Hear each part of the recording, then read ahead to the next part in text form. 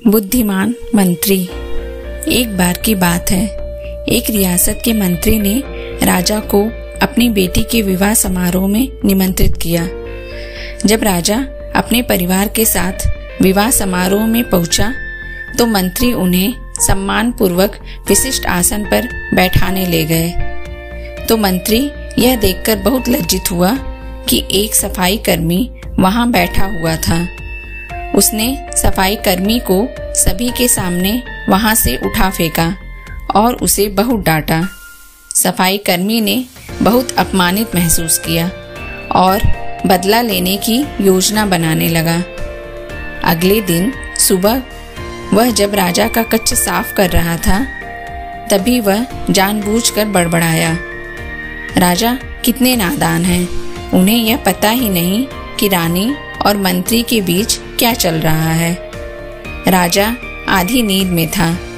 यह क्या बकवास कर रहे हो? उसने पूछा।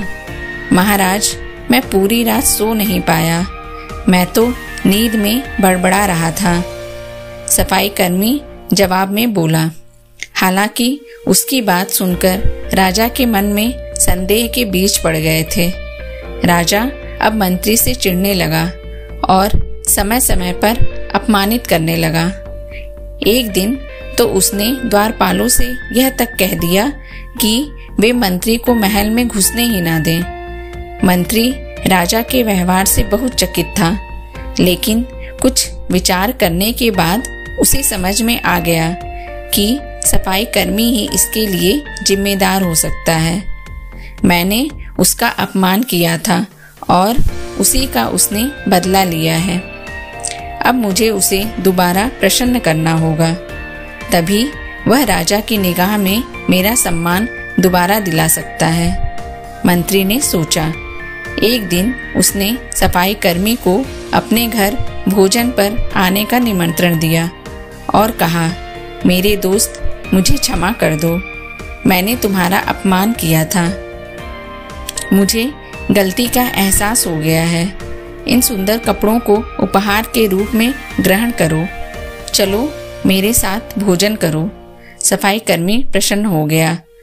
वह सोचने लगा, मंत्री तो अच्छा आदमी है, मैंने ही उस दिन गलती कर दी थी।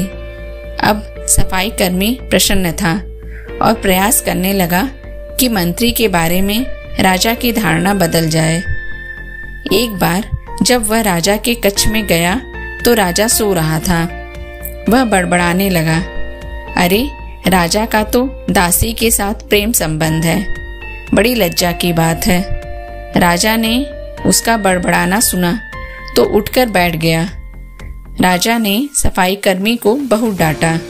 सफाई कर्मी बोला, क्षमा कर दे महाराज, मैं पूरी रात सो नहीं पाया, इसलिए दिन में ही नींद में बड़बड़ा रहा था। राजा को अपनी गलती समझ में आ गई। इस तरह की अफवाह के चक्कर में आकर उसने अपने बहुत अच्छे सलाहकार की अनदेखी शुरू कर दी थी। राजा ने मंत्री को बुलाया और दोनों फिर से मित्र बन गए।